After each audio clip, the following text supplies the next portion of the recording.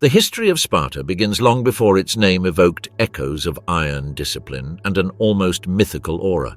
To understand the origin of this warrior people, it is necessary to go back to the second millennium before Christ, when Greece was not yet a group of defined polis, but a constellation of tribal settlements seeking their place in a land fragmented by mountains and valleys. In this uncertain landscape, the Dorians emerged, an Indo-European people whose arrival in the Peloponnese would be decisive for the birth of future Sparta. The Dorians are thought to have entered the peninsula around the 12th century BC, during the collapse of Mycenaean civilizations. Their migration, traditionally known as the Dorian invasion, was not a single violent event, but a gradual process of movements and settlements that reshaped the political and ethnic structure of the region. In Laconia, a fertile plain in the southeast of the Peloponnese, they found a territory suitable for settlement and for subjugating the local populations. This process of domination laid the foundations for a new social order, in which the invaders became a warrior aristocracy that soon consolidated its power.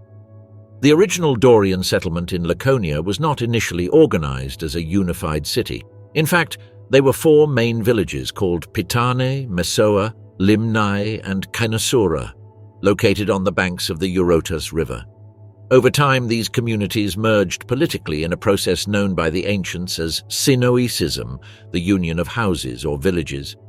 The resulting city would be called Sparta, although its inhabitants also knew it as Lacedaemon, in honor of a legendary king whose figure blended myth with ancestral memory. The fusion of these villages gave rise to one of the most influential polis of ancient Greece.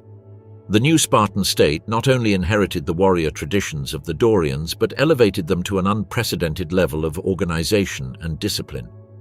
The idea that Sparta existed above all for war dated back to these early centuries, when survival depended on maintaining constant domination over the subjugated populations. In this context, militarism became a daily necessity rather than a simple cultural choice. The geographical environment also played a role. Laconia, protected by mountains, possessed fertile lands compared to other Greek regions, making it a coveted territory. To protect it, the Spartans chose to strengthen their society from within. From this early period also comes the mythical figure of Lycurgus, the Spartan lawgiver. Although historians debate whether he truly existed or whether he represents the embodiment of a broader reform, tradition asserts that Lycurgus created the Spartan constitution, the Great Retra. According to the account, Lycurgus traveled to Delphi in search of Apollo's counsel and returned with divine instructions to reorganize the entire political and social system. The Great Retra established a rigid, dual structure of power headed by two hereditary kings who ruled simultaneously. This diarchy, unique in Greece, sought to prevent a single figure from concentrating excessive power and ensured continuity of military leadership even in times of war. Alongside the kings, the Retra established two fundamental bodies, the Gerousia and the Assembly.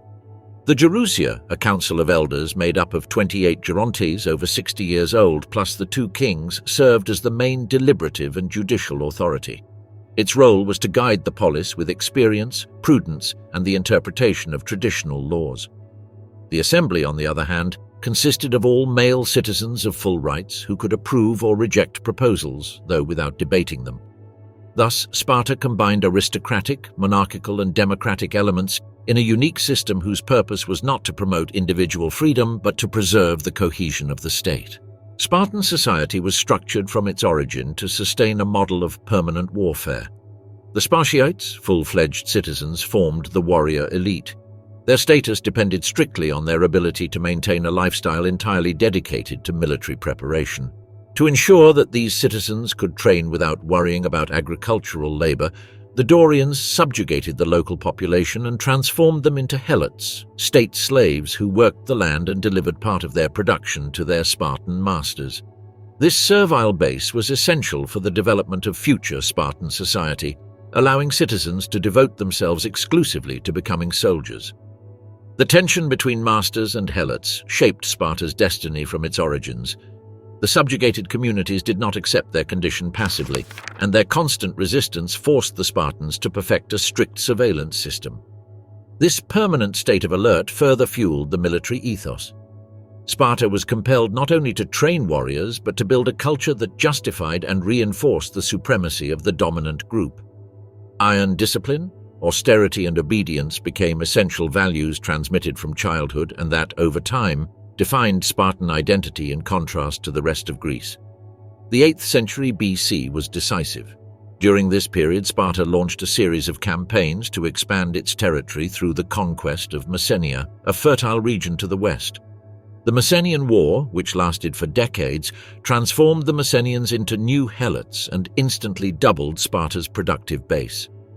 This territorial expansion consolidated Spartan dominance in the Peloponnese and turned the polis into a military and agricultural power. However, the growing helot population also increased the risk of massive rebellions, leading Spartan society to harden its internal control mechanisms even further. Victory over Messenia pushed Sparta into a new stage of stability and relative prosperity. During this period, the Spartans developed a collective identity based on equality among citizens, loyalty to the state, and the primacy of military duty. Unlike other polis, Sparta did not build defensive walls around its city.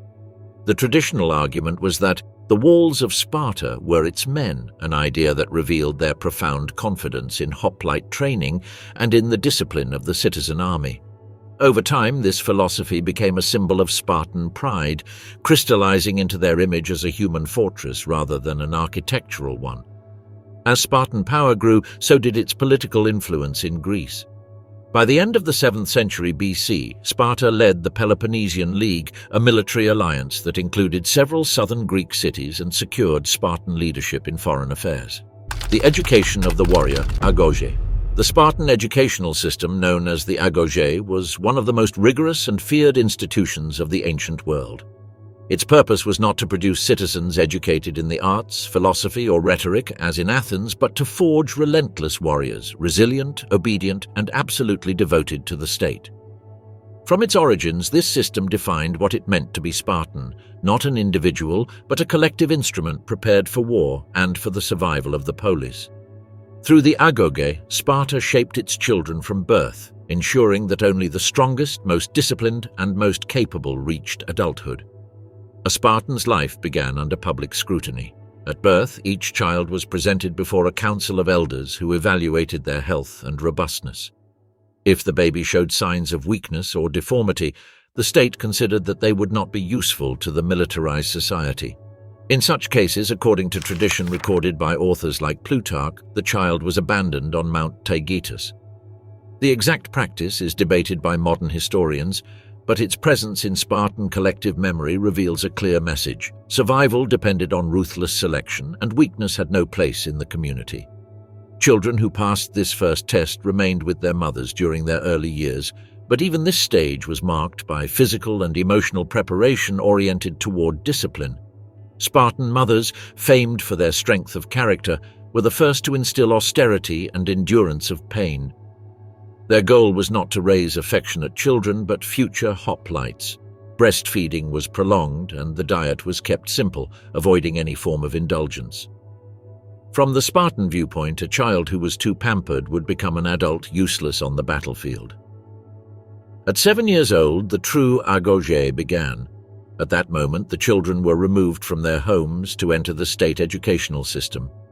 From that day on, family life was left behind, replaced by a rigidly organized community where obedience and competition were essential.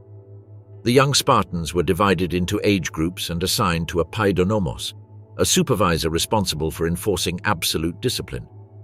The agoge tolerated neither indiscipline nor mistakes. Any fault could be punished with beatings, humiliations, or deprivations, used as tools to strengthen mental endurance. Physical training was constant.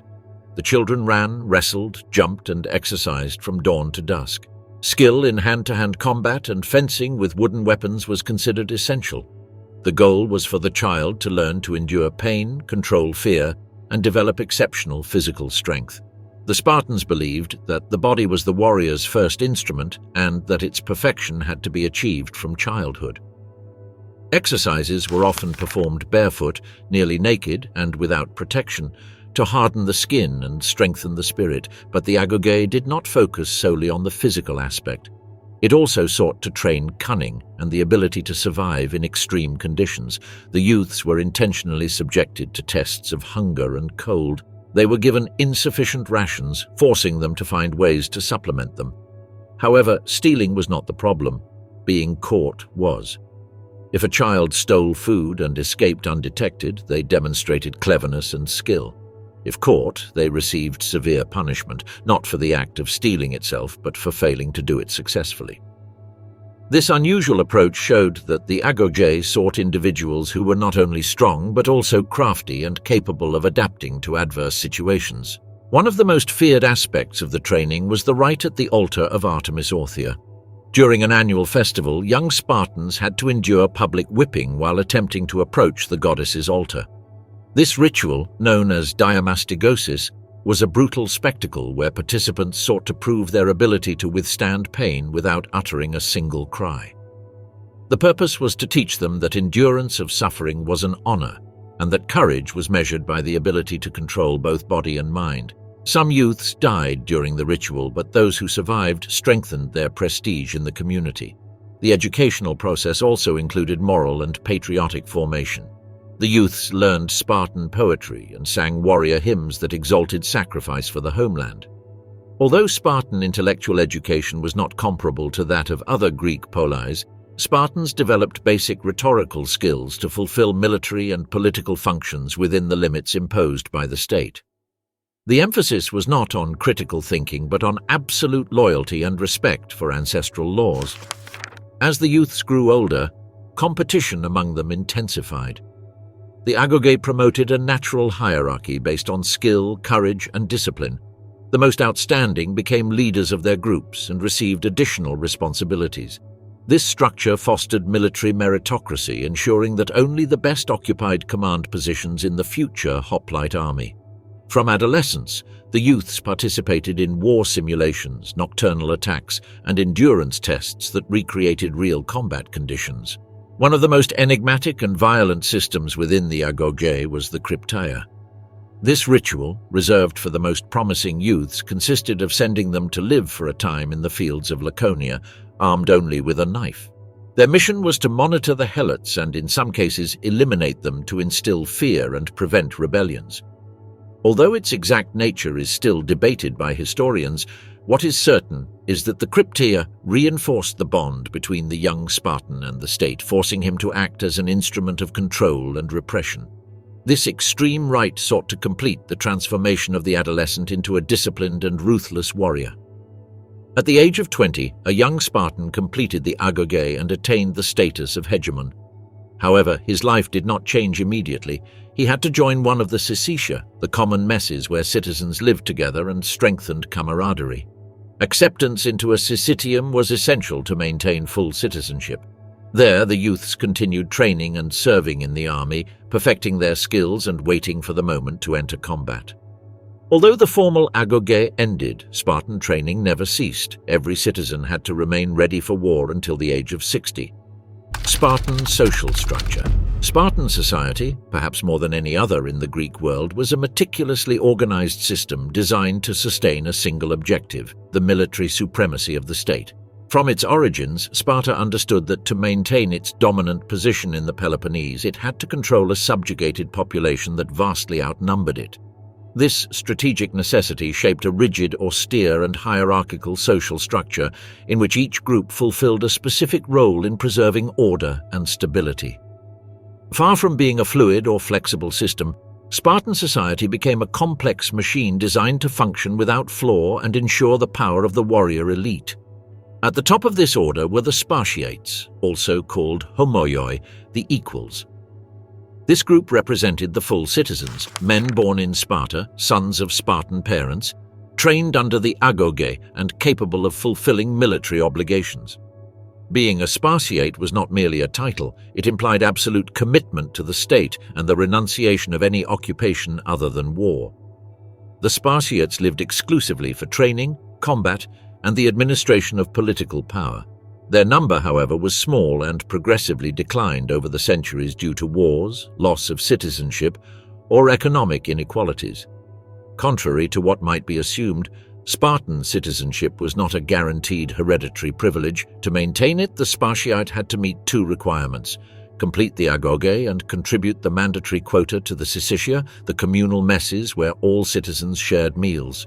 This quota was obtained through the production of the helots assigned to each citizen.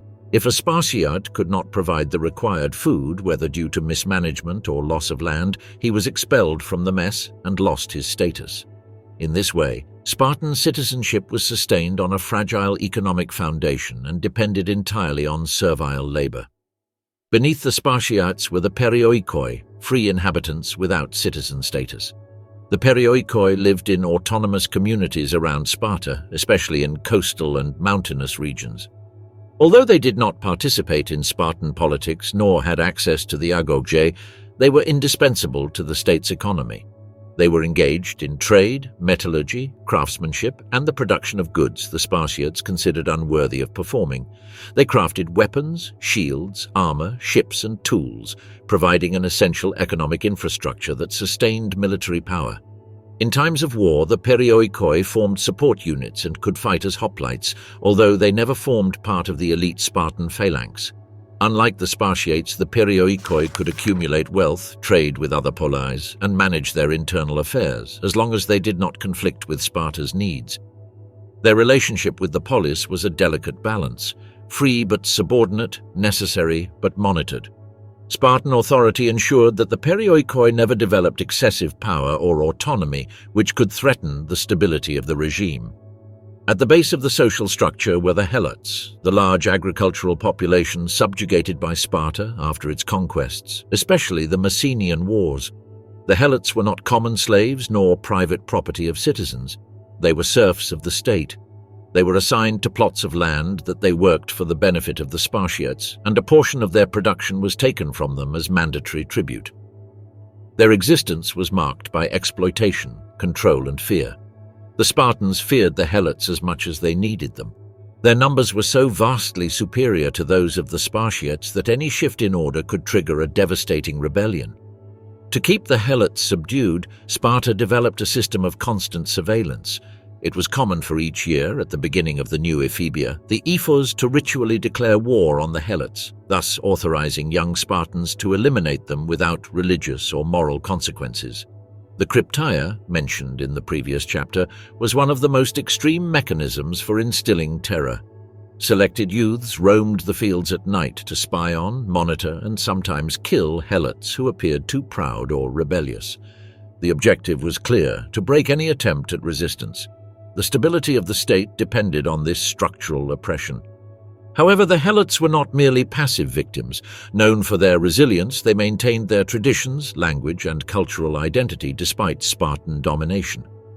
In critical moments, such as after the earthquake of 464 BC, they rebelled en masse, challenging Spartan control and forcing the polis to seek external allies to suppress the uprising. These episodes reveal the inherent fragility of the Spartan system, sustained by constant tension between the citizen elite and the massive servile population. Between the Spartiates and the perioikoi existed other marginal groups that completed the social fabric. The Mothakes, for example, were children of poor Spartiates or of Spartiates with helot mothers who could be educated alongside citizens but without immediately obtaining full citizenship. There were also the neo-demodes, former helots freed after military service, generally in difficult campaigns. These emancipated men occupied an ambiguous position, no longer slaves, but not granted the full rights of a citizen. Their presence shows that although rigid, the Spartan structure had certain fissures and adaptations intended to reinforce military capacity in times of need. The position of Spartan women also influenced the social structure, although their role will be analyzed in the next chapter. However, it is important to highlight here that Spartan women enjoyed rights and freedoms unknown in most of the Greek world. They could inherit property, manage it, and even own large tracts of land. This reality had deep implications. As the number of Spartan citizens dwindled, property became increasingly concentrated in the hands of women and powerful families. The resulting economic imbalance would contribute centuries later to the weakening of the social structure and the decline of Sparta. Political power in Sparta was not limited to common citizens. Two institutions stood out: the Gerousia, the Council of Elders, and the ephors, magistrates elected annually. While the Gerousia represented stability and tradition, the ephors exercised more direct control and, in many cases, superior authority over daily life. They had the power to oversee citizens' conduct, control the education of the youth, and even judge the kings. Spartan women. Among the vast diversity of Greek polis, no group proved as enigmatic, admired, and feared as Spartan women. While in Athens, women were confined to the interior of the oikos, without political voice and with little public visibility, in Sparta their role was radically different. They not only enjoyed freedoms unthinkable in the rest of the Greek world, but also constituted an essential gear in the functioning of the militarized state. They were guardians of Spartan blood, administrators of family properties, and bearers of an ideal of strength expected of both men and women. Because in Sparta the entire society had to serve the state. From birth, Spartan girls were treated differently from those in the rest of Greece. Although they did not take part in the agoge, they received state-supervised education designed to strengthen their bodies and spirits. The Spartans firmly believed that strong women produced strong children and that the health of the warrior began in the mother's womb. For this reason, girls practiced running, discus and javelin throwing, light wrestling, rhythmic exercises, and even public competitions. This practice scandalized many Greeks, especially Athenians, who saw female participation in athletics as a transgression of traditional roles. However, Sparta did not aim to promote aesthetics or athletic display. Female physical education had a strictly functional purpose to promote healthy motherhood and ensure generations of robust hoplites. The agile, resilient, and vigorous bodies of Spartan women were considered a national asset. Their existence reinforced the idea that the entire polis was part of a long-term military project where even those who would not fight contributed decisively. Beyond the physical aspect, young women received education in poetry, choral singing, and religious rituals. The spiritual life of women was fundamental to social cohesion. Spartan women participated in festivals, musical competitions, and ceremonies that exalted discipline, harmony, and courage. These events not only strengthened collective identity, but also provided social training in public presence, preparing women to occupy roles of leadership within the family and economic community. From an early age, they were expected to show a firm, proud, and direct character. Ancient sources portray Spartan women as figures unafraid to speak openly, capable of reprimanding their husbands or sons if they wavered in their duties.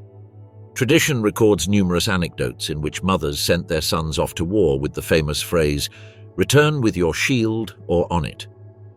The exact authenticity of these words may be debated, but their resonance faithfully reflects Spartan values. Honor was above life, and women were the first to demand this unbreakable loyalty. Marriage in Sparta also differed from the rest of the Greek world. Young women married around the age of 18, a relatively advanced age for the time. Men, on the other hand, could not fully live with their wives until after their 30s due to the requirements of the agoge and the syssitia.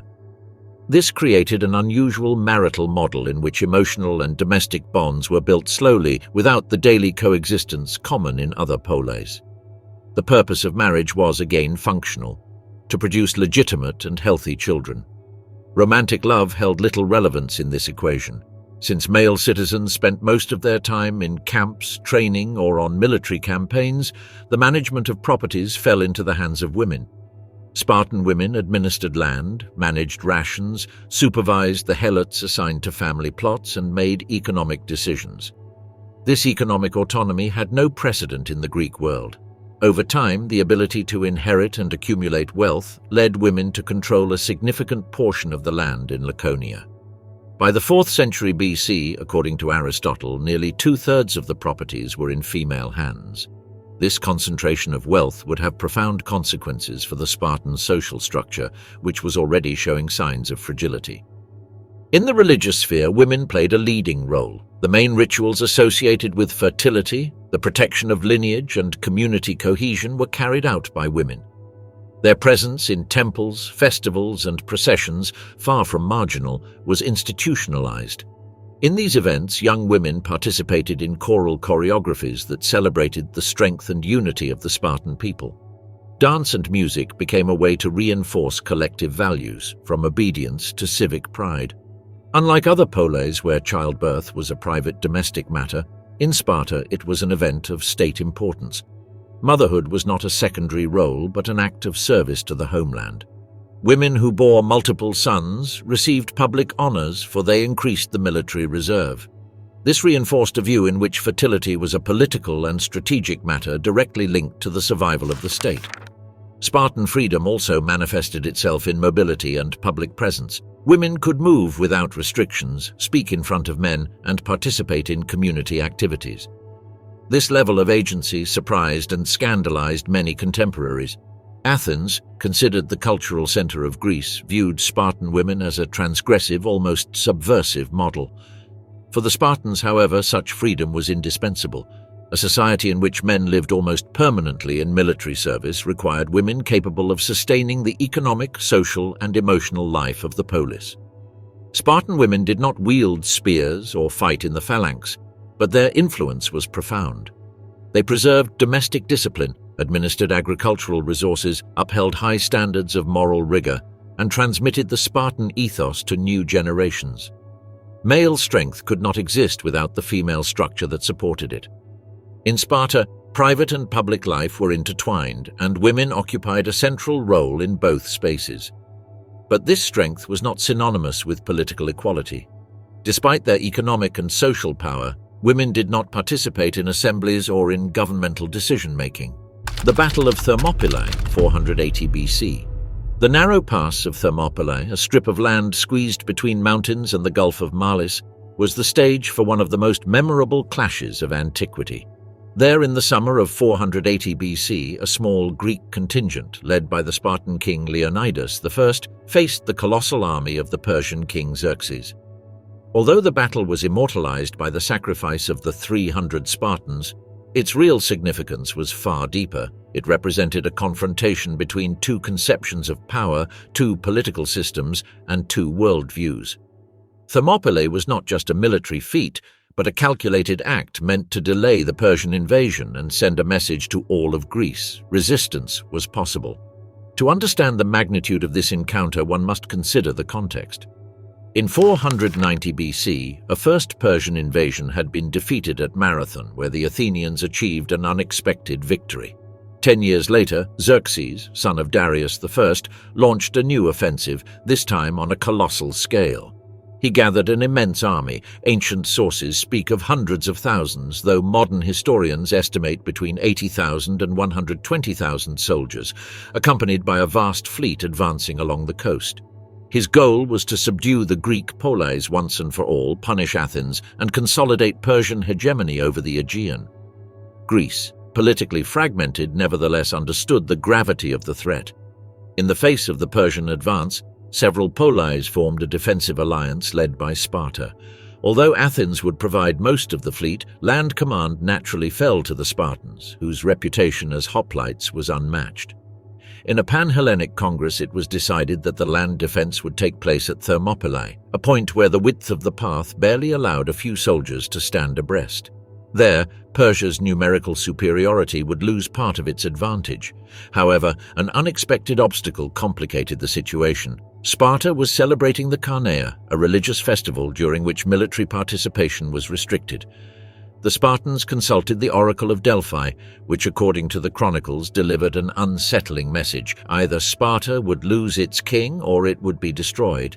Leonidas's interpretation would prove decisive.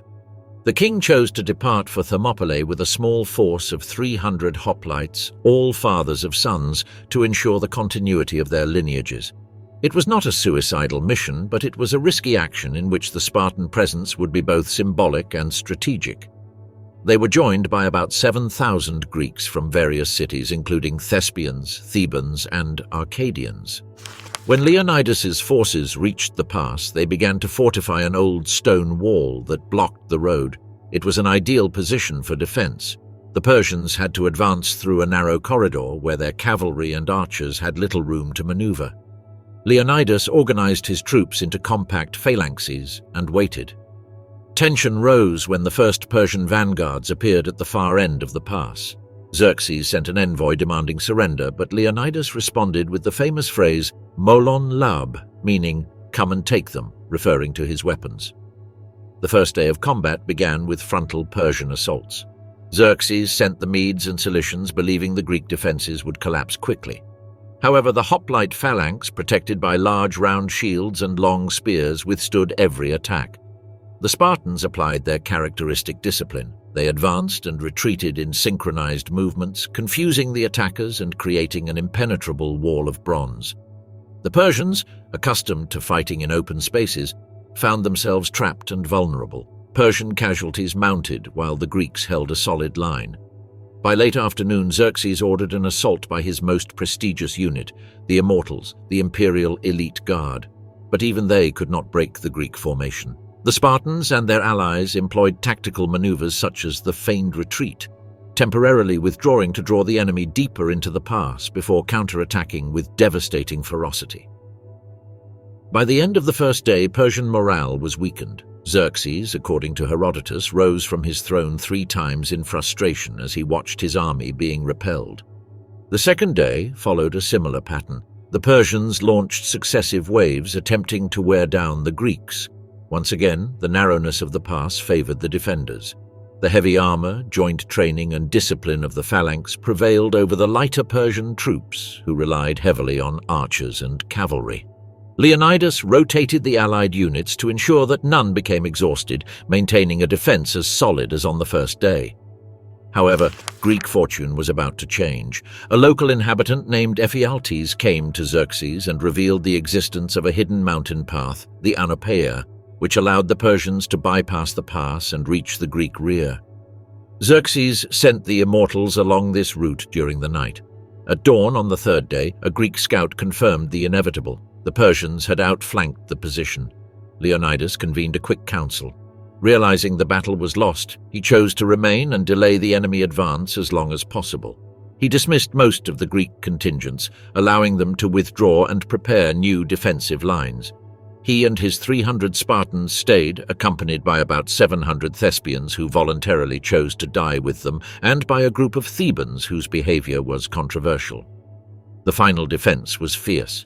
The Greeks, outnumbered and surrounded, fought with broken spears, swords, and eventually even with their hands and teeth when they had no weapons left. During the fighting, Leonidas fell, and his death heightened the Spartans' fervor. The Greeks attempted to recover his body, managing to do so after a fierce struggle. Finally, completely surrounded, the defenders were annihilated by a rain of arrows. Thermopylae had fallen, but not without leaving a profound and lasting mark. Leonidas I. Leonidas I holds a singular place in ancient history. Shrouded in a combination of verifiable facts, documentary silences, and a strong mythical component, the Spartan king embodies better than anyone the ideal of the hoplite ruler, austere, disciplined, and willing to die for the polis without hesitation. Leonidas belonged to the Ageid house, one of the 2 royal dynasties of Sparta, alongside the Eurypontids. According to tradition, both families descended directly from the Heraclid twins, Eurysthenes and Procles, which granted their line an almost sacred prestige. Born around 540 BC, Leonidas was not originally destined to be king. As the 3rd son of Anaxandridas II, his chances of ascending the throne were slim. His life, therefore, did not begin with exceptional privileges, but under the same system that governed the rest of the Spartiates. He was trained in the agoge, where rigid equality erased any distinction of lineage. There he learned to endure cold, hunger, pain, and absolute discipline. This detail is essential.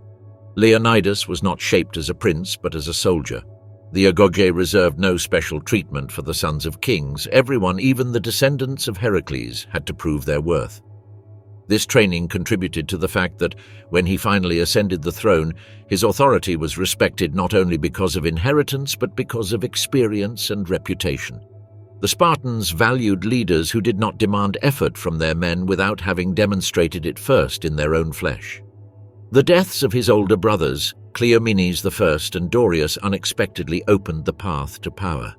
Cleomenes, a controversial and mentally unstable king according to ancient sources, died without leaving a male heir, which resulted in the throne passing to Leonidas around 489 BC.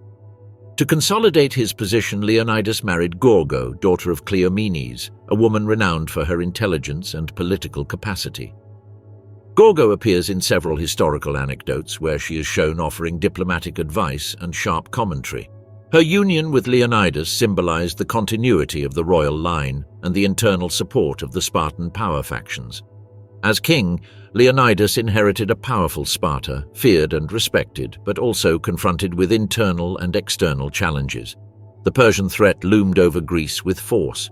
The Ionian cities had been subdued, and Athens was beginning to emerge as a cultural and political rival. In this tense environment, the figure of the Spartan king had to balance tradition and strategy.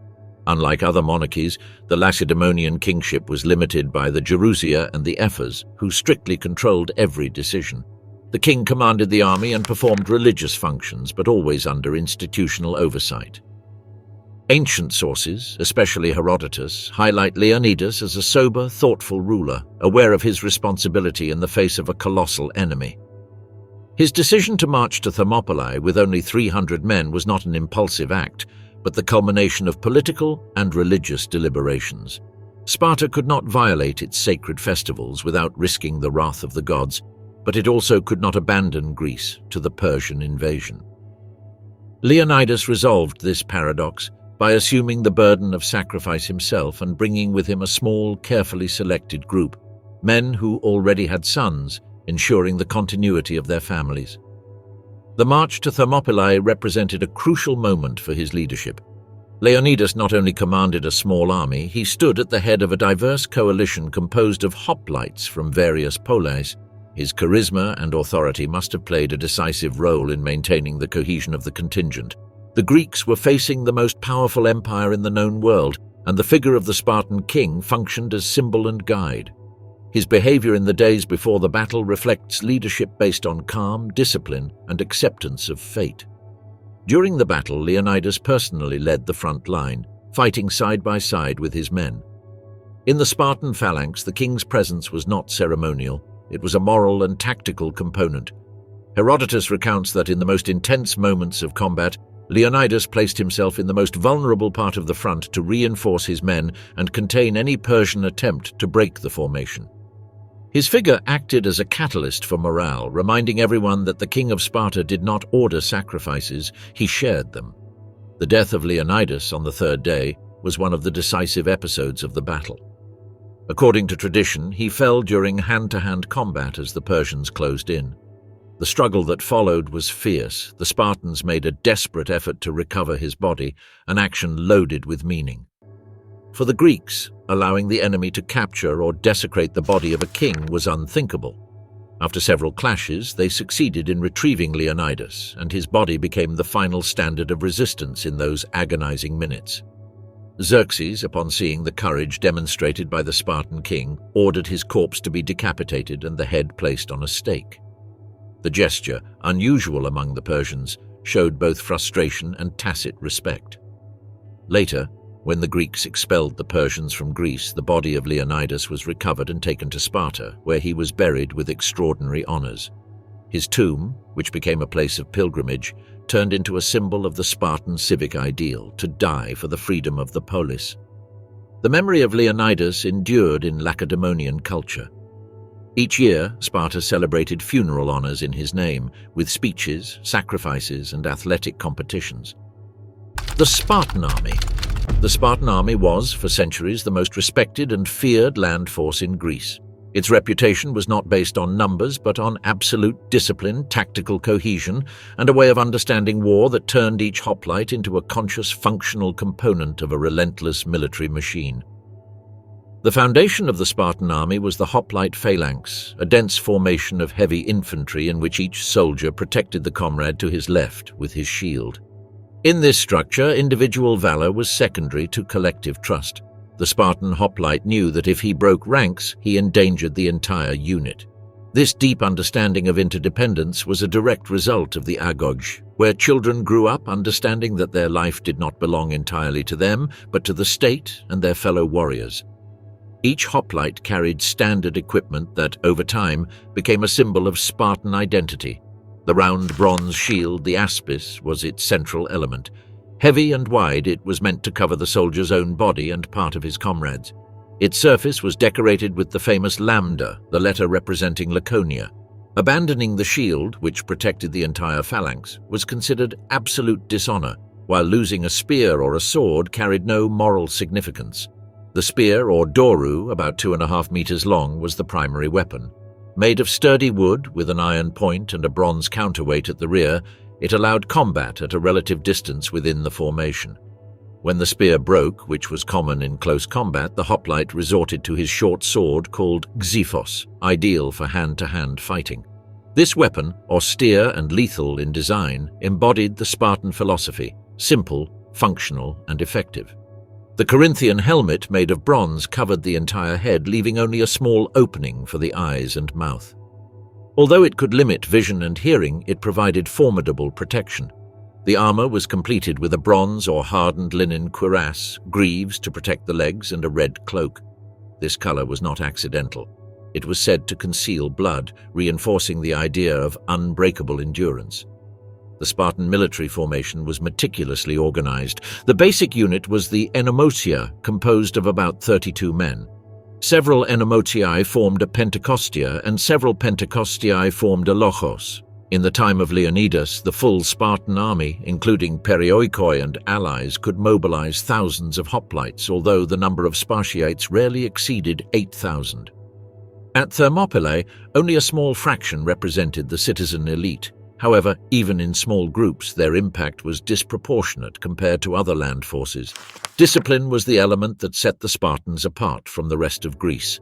Every maneuver, every change of formation, and every advance was executed with almost mechanical precision. The Spartans marched to the rhythm of flutes on the battlefield, not for aesthetics, but to maintain synchronization. This practice avoided chaos in combat and allowed complex movements within the phalanx without disrupting the lines. In battle, the Spartans were known for their extraordinary self-control. They did not shout or gesture. They advanced with firm and silent steps. This attitude deeply intimidated their enemies, who were accustomed to cheering, chanting, and exhortations. For the Spartans, combat was not an emotional spectacle, but a technical discipline. Every movement had to be calculated to maintain cohesion and efficiency in the formation. Their continuous training allowed them to withstand long campaigns and exhausting maneuvers. Young men completed endurance exercises, long marches, and simulated combat. Physical preparation was complemented by mental exercises aimed at strengthening determination and obedience. In Sparta, improvisation did not exist. Every military action followed practices repeated over and over. One of the most notable Spartan tactics was the oblique advance, in which the phalanx moved diagonally to strike the enemy's flank and break its cohesion. The Spartans also mastered defensive maneuvers such as the tortoise, a formation that allowed them to resist arrow volleys or frontal attacks by concentrating their shields into a compact mass. But the Spartan army was not limited to heavy infantry. In prolonged campaigns, the perioikoi provided light troops, archers, and auxiliary units. The helots, although socially despised, fought as peltasts, light infantry, and in support roles. Their participation increased especially during the Peloponnesian War, when Sparta needed to expand its military capacity beyond the Spartiates. Paradoxically, the subjugated serfs became necessary components in major campaigns, a reminder of the growing dependence of the Spartan system. The Spartan army was also governed by strict moral codes. Cowardice was punished with social exile. Those who abandoned the battle line or were considered unworthy received the status of tresantes, the trembling ones. The Greco-Persian Wars. The Greco-Persian Wars were a turning point for Greece and, in particular, for Sparta. Although Athens often takes center stage in later accounts, especially for its victories at Marathon, Salamis, and Plataea, Sparta's role was decisive in shaping the Hellenic resistance against the Persian Empire. The confrontation between Greeks and Persians began long before the famous battles. At the end of the 6th century BC, the Greek cities of Asia Minor, subjected to Persian rule, rebelled in what is known as the Ionian Revolt. Although Athens provided military support to the rebels, Sparta chose not to intervene directly. Its traditional policy of avoiding distant wars reflected its absolute priority, maintaining internal order against the helots. Nevertheless, the revolt was the first warning of the potential clash between both civilizations. When Darius I, king of Persia, decided to punish Athens for its intervention, the Spartans understood that the conflict would eventually reach all of Greece. The first Persian invasion culminated in the Battle of Marathon in 490 BC. Sparta received an urgent request for help from Athens, but due to the celebration of the Carneia, the Spartans could not march immediately. When they finally arrived, the battle had already been won by the Athenians. Even so, the political impact was profound. Athens had demonstrated that the Persian was not invincible, and Sparta understood that to preserve the balance of power in Greece, it had to assume a more active role in any future confrontation. The message was clear. If Persia subdued Athens, Sparta would be isolated. That possibility became real when Xerxes I, son of Darius, launched a second invasion in 480 BC, far more ambitious than the first. The magnitude of the Persian army was enough to inspire terror among the Greek poleis. Faced with this threat, the need for unity became imperative. It was at this point that Sparta assumed military leadership of the Greek side, for no other polis possessed a hoplite corps as disciplined or a military tradition as formidable. The Hellenic Congress decided that Sparta would lead the land forces and, symbolically, the overall strategy. Athens, for its part, would contribute most of the fleet. This alliance, although fragile, represented unprecedented cooperation in Greek history. The first major action led by Sparta in this war was the defense of the pass at Thermopylae, where Leonidas and his men resisted for 3 days against Xerxes' forces. Although the sacrifice ended in defeat, its strategic value was enormous. It delayed the Persian army and helped prepare the naval defense at the Strait of Artemisium. At Artemisium, while Leonidas resisted on land, the Greek fleet, led by the Athenians but with Spartan presence, confronted the Persian navy. Although there was no decisive victory, the Greeks succeeded in preventing the Persian fleet from encircling Thermopylae by sea. However, when the land flank fell, the Hellenic fleet withdrew towards Salamis, where the decisive blow would be prepared. After Thermopylae, the Persians advanced almost without resistance, devastating Boeotia and occupying Athens, which had been evacuated beforehand. It was a devastating blow to Greek morale, but the resistance was far from over. The key to the conflict shifted to the sea, where tactics and strategic decisions would be decisive. The decisive Battle of Salamis in 480 BC was an Athenian triumph, but also the result of joint strategic leadership. The Athenian general Themistocles managed to convince the Spartans to keep the fleet gathered in the strait, where Persian numerical superiority would be neutralized. Sparta agreed, aware that losing the naval war would mean losing the Peloponnese. The victory at Salamis forced Xerxes to withdraw with part of his army, leaving General Mardonius in charge of land operations. The following year, the decisive conflict returned to the battlefield. The Persians established their camp in Boeotia, confident that the superiority of their cavalry and Greek exhaustion would force a surrender. But Sparta, together with Athens, Plataea, and other polis, assembled a considerable army under Spartan command. Pausanias, nephew of Leonidas. The Battle of Plataea in 479 BC would be one of the largest hoplite engagements in history. For days, both sides carried out cautious maneuvers, seeking advantage in the terrain. At last, the fighting erupted when the Persians, believing the Greeks were retreating, launched a premature attack. The Spartan phalanx firmly resisted the advance of enemy archers and projectiles, slowly moving forward under Pausanias's command. Spartan discipline, combined with Athenian support on the flank, ultimately broke the Persian line. Mardonius was killed in combat and the remaining army was defeated. It was the end of the Persian invasion. On the same day, at the naval battle of Mycale, the Greek fleet, once again led by Sparta, destroyed what remained of the Persian navy on the coast of Asia Minor. The double victory at Plataea and Mycale secured the freedom of Greece and marked the beginning of the decline of Persian influence in the Aegean. Sparta had proven to be the land-based pillar of Hellenic resistance, and for that reason its prestige reached unprecedented heights. However, cooperation between Sparta and Athens during the Greco-Persian Wars would be short-lived. The rivalry with Athens. After the expulsion of the Persians, Greece entered a period of political and military redefinition. The victory in the Persian Wars had demonstrated the capacity for cooperation among the polis, but it had also revealed deep differences. The two cities that emerged with the greatest prestige, Sparta and Athens, represented opposing models of organization, values, and ambitions. Tension began immediately after the war. Athens, physically devastated by the Persian occupation, began an accelerated reconstruction process. Themistocles, its main strategist, ordered the construction of long walls connecting the city with the port of Piraeus. This project alarmed Sparta, which saw in these fortifications a growing naval power capable of challenging its terrestrial hegemony. For the Spartans, the existence of a fortified Athens created a new and dangerous military balance.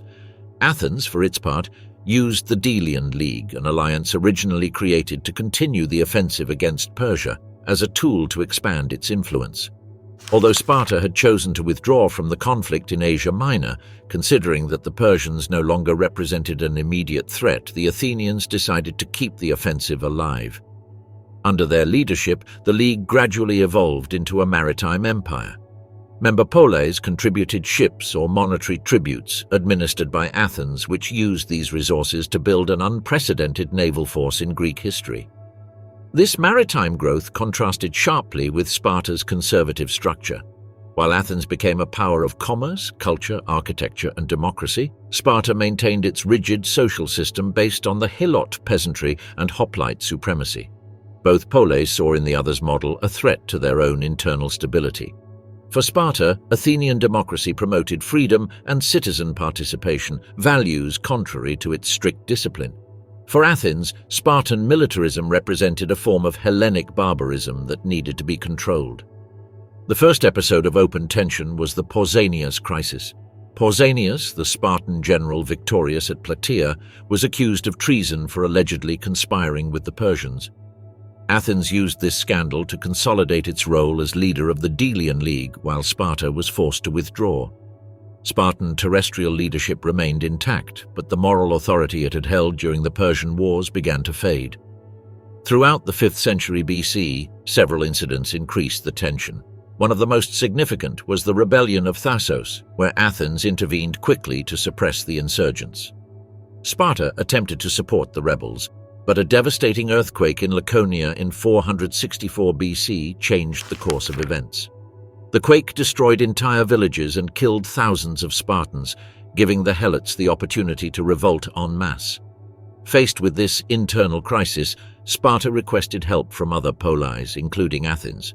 Athens responded by sending an army commanded by Cimon, but upon arrival they observed the destruction and chaos. The Spartans, deeply distrustful of Athenian democracy and fearing that the Athenians could ideologically influence the helots, decided to send Cimon back without allowing him to participate in the campaign. This public humiliation had a profound impact on Athenian politics. Athens immediately broke its alliance with Sparta and moved closer to Argos, traditional enemy of the Lacedaemonians.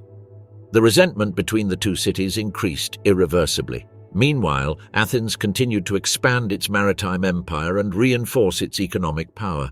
The city became an unprecedented cultural center, while Sparta watched this transformation with suspicion. For the Spartans, Athenian growth implied not only a military risk, but also a moral challenge. Spartan austerity clashed directly with the prosperity and creativity that flourished in the streets of Athens under the rule of Pericles. The rivalry intensified with episodes such as the Samian War in 440 BC, where Athens crushed a rebellion with aggressive methods that confirmed its imperial character. Sparta considered intervening but ultimately chose not to, fearing that a direct conflict would lead to a generalized war for which they did not feel sufficiently prepared. However, the balance was increasingly unstable. The decisive confrontation came with the Corcyraean War. Corcyra, a city with a powerful fleet, clashed with its metropolis, Corinth, an ally of Sparta. Athens decided to support Corcyra, unleashing the fury of Corinth, which pressured Sparta to intervene. The situation worsened when Athens imposed an economic blockade on Megara, another Spartan ally. The so-called Megarian Decree, which prohibited the Megarians from trading in Athenian ports, was perceived as an act of economic aggression that Sparta could not tolerate without losing the support of its allies. In 432 BC, tensions reached a critical point. Corinth and Megara demanded immediate action. In the Spartan assembly, the Ephors and the Peloponnesian allies argued that Athens had violated peace agreements and repeatedly interfered in foreign affairs. Sparta, after a long debate, declared that the Athenians had broken the peace and that war was inevitable. The decision responded not only to external pressure but also to internal fear. If Sparta allowed Athens to continue expanding its influence, its own position in the Peloponnese would be weakened. Thus, two antagonistic blocs were formed. On one side, the Peloponnesian League, led by Sparta and composed mainly of land-based states. On the other, the Delian League, led by Athens and strengthened by its formidable naval fleet. Both systems represented opposing models of hegemony: land power versus sea power, austerity versus prosperity, military oligarchy versus commercial democracy. The Peloponnesian War, 431 to 404 BC. The Peloponnesian War was the confrontation that redefined the destiny of Greece. For almost 3 decades, Athens and Sparta, along with their respective alliances, plunged into a total conflict that combined land and naval campaigns, internal revolutions, epidemics, betrayals, and devastations that affected every corner of the Hellenic world. More than a simple war for hegemony, it was a structural clash between two irreconcilable visions: the maritime imperialism of Athens and the traditional land-based power of Sparta. The final outcome would forever transform the balance of power in Greece, but it would also leave deep wounds in the political and social fabric of the region. The war officially began in 431 BC, although it had been developing for years. The accumulated tensions had pushed Sparta to a point of no return. The Spartans, perceiving that Athens was rapidly growing stronger, feared losing their traditional leadership in Greece.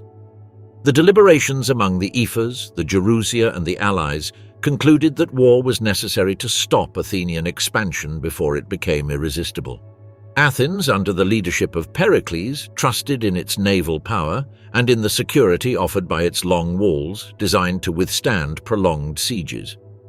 Pericles knew that Sparta dominated land warfare, so he established a defensive strategy: avoid direct land battles, focus on naval attacks, and sustain the city economically through its empire in the Aegean.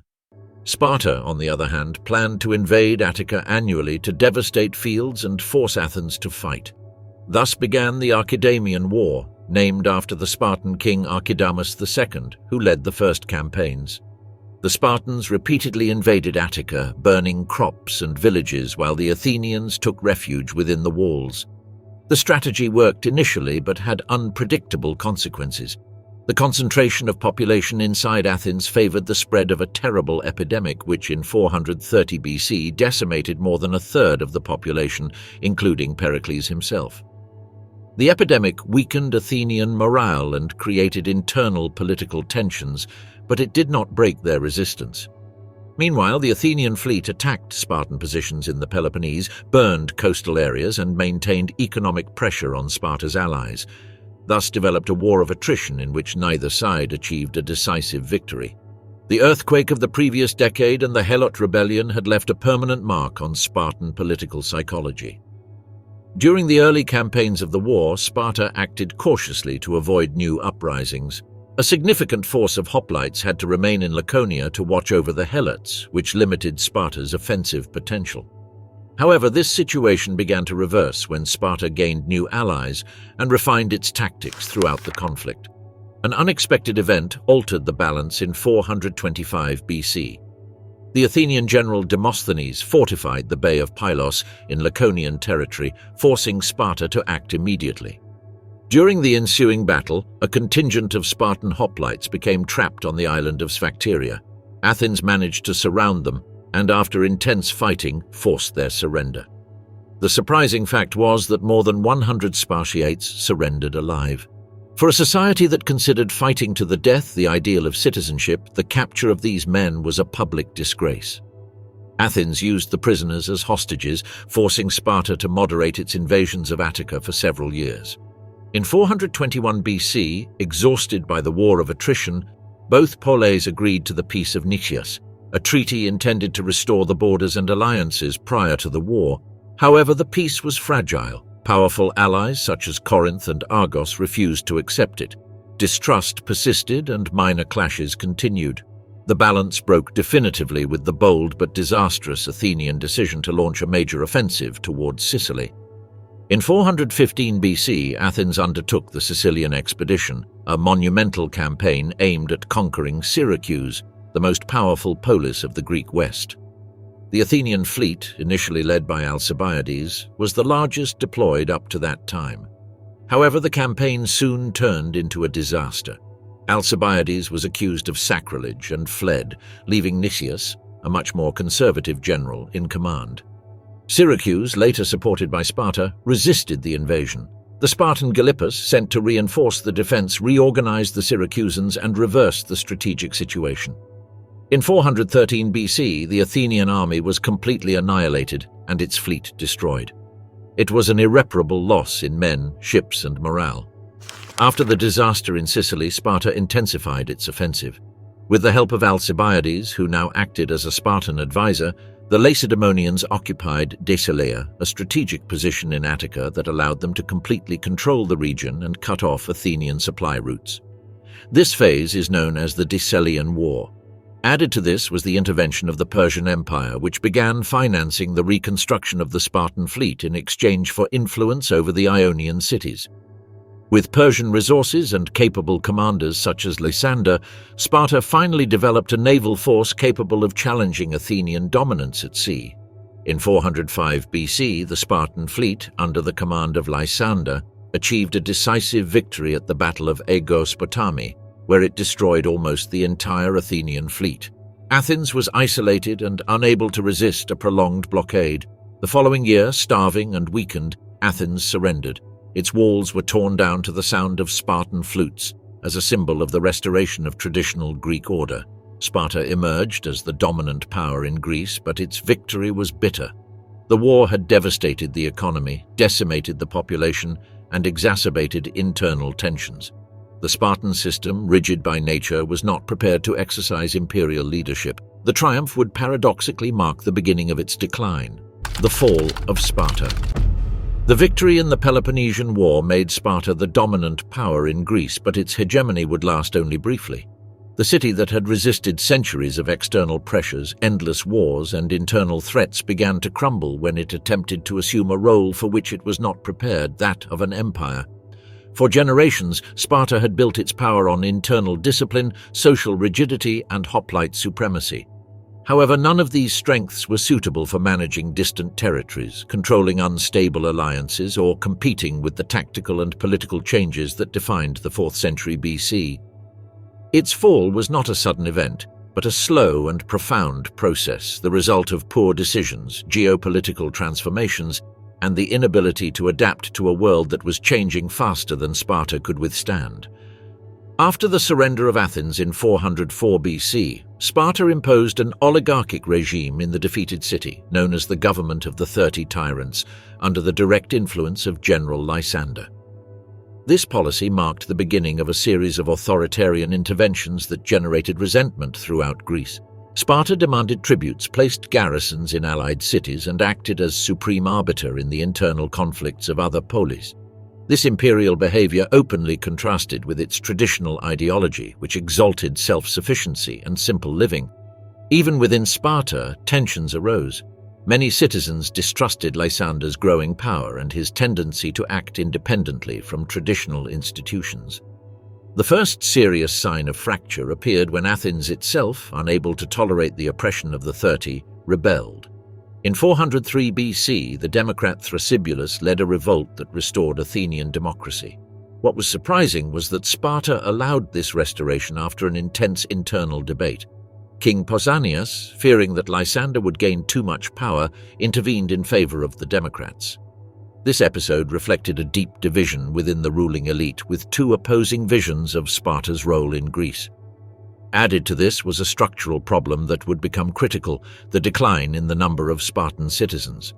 The long wars had reduced the male population, but the true collapse was due to the rigid economic system. To maintain citizenship, each Spartan had to contribute a mandatory quota to the syssitia. Those who could not do so automatically lost their rights. The accumulation of land in the hands of a few families, favored by female inheritances, further reduced the number of full citizens. At the beginning of the 4th century BC, It is estimated that Sparta had fewer than 2,000 Spartiates, and by 371 BC, barely 700. A state that depended on the hoplite elite could not sustain its power with such reduced numbers. Spartan military prestige remained in appearance, but the reality was more complex. Sparta was dominant on land but lacked a permanent regular fleet. To sustain its maritime ambitions, it depended on Persian financing, something that contradicted its image of absolute independence. This dependency created a paradoxical scenario. The empire that had defeated Athens ended up subordinated to Persian diplomacy, which manipulated the Greek polis to keep them divided. The conflict with Persia led Sparta to intervene in Asia Minor under King Agesilaus II. Agesilaus was a brilliant commander, austere and deeply loyal to tradition. His campaigns demonstrated that the Spartan spirit was still alive. However, his success provoked new fears among other Greek polis. Athens, Argos, Thebes, and Corinth formed a coalition known as the Corinthian War, financially supported by Persia, which sought to stop Spartan expansion. Although Sparta achieved some important victories, especially naval ones under Lysander and later Agesilaus, the war showed that Spartan hegemony was based on fragile foundations. Eventually, Persia intervened diplomatically by imposing the king's peace, which recognized its control over the Ionian cities and required the Greek polis to remain independent. Sparta was designated the guarantor of the peace, but at the price of accepting Persian supremacy in Asia Minor. For many Greeks, this was a shameful capitulation. However, the definitive blow to Sparta would not come from Persia, but from a polis that had remained in the shadows for centuries, Thebes. Under the brilliant leadership of Epaminondas and Pelopidas, Thebes revolutionized hoplite tactics and openly challenged Spartan authority.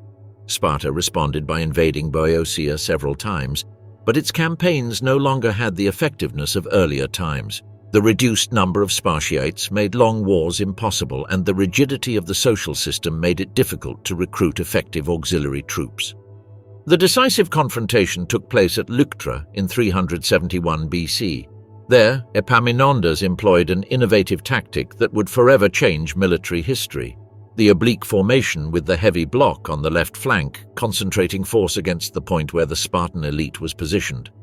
Instead of facing the Lacedaemonians with a symmetrical formation, Thebes used an asymmetrical arrangement that broke the balance of the traditional phalanx. The Spartan defeat was crushing. More than 400 Spartiates died, including high-ranking officers. No previous defeat had had such a devastating effect. Leuctra dismantled the myth of Spartan invincibility. Even more, it allowed Thebes to launch an unprecedented campaign in the Peloponnese. Epaminondas advanced into Messenia and liberated the Messenian helots, who for centuries had been subjected by Sparta. With the founding of the city of Megalopolis and the restoration of Messenian independence, Sparta irreversibly lost its economic base. The loss of Messenia not only weakened its agricultural wealth, it destroyed the system that supported its entire social structure. Without Messenian helots, the Spartiates were left without the labor necessary to sustain their way of life. From that moment on, Sparta became a secondary power.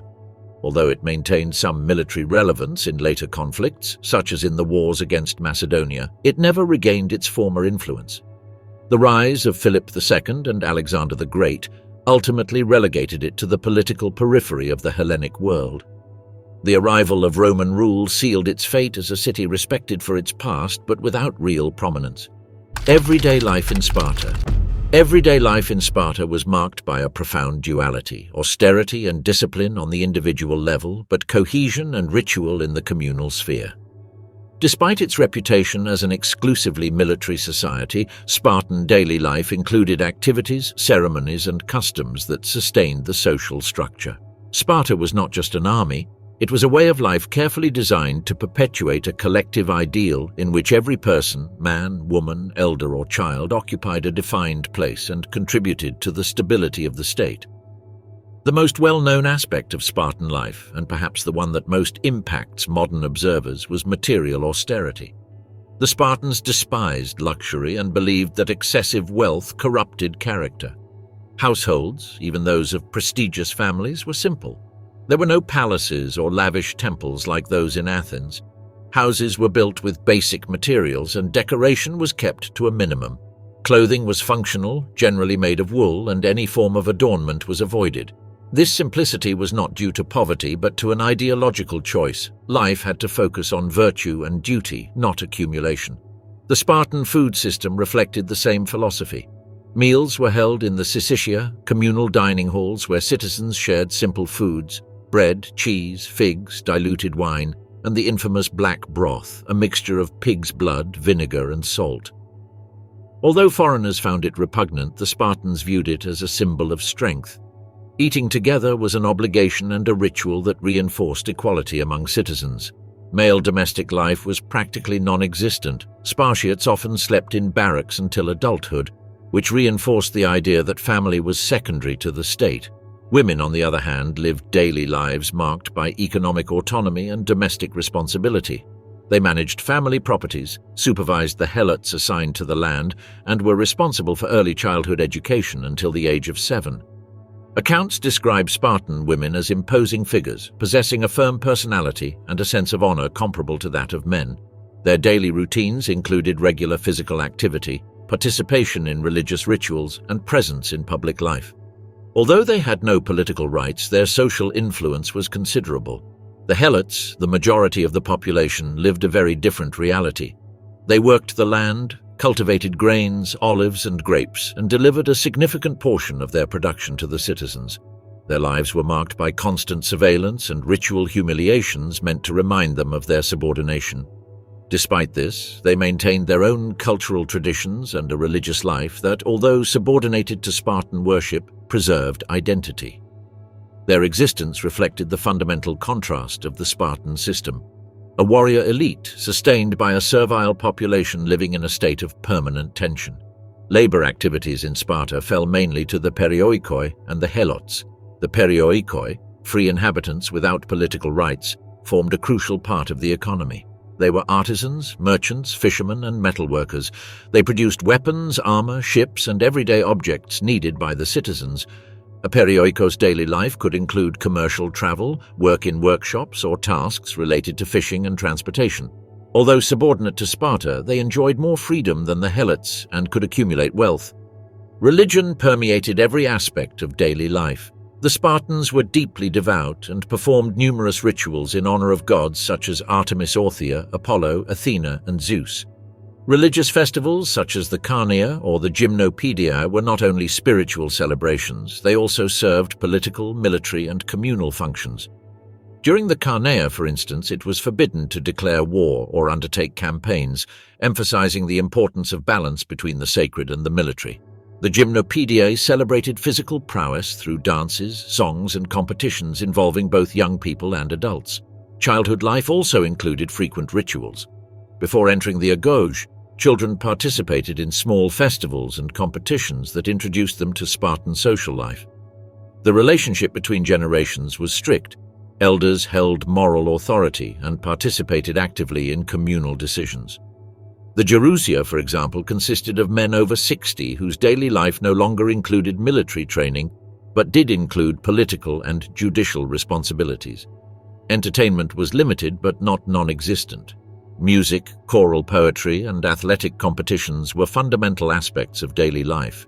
The Spartans valued literature, but only insofar as it served to inspire virtue and patriotism. They did not encourage speculative philosophy or theatrical drama as Athens did, but they cultivated martial hymns and songs that exalted sacrifice and community. Warrior dances performed to the rhythm of the flute were part of both military training and public celebrations. Regarding emotional life, Spartans developed intense bonds with their comrades in arms.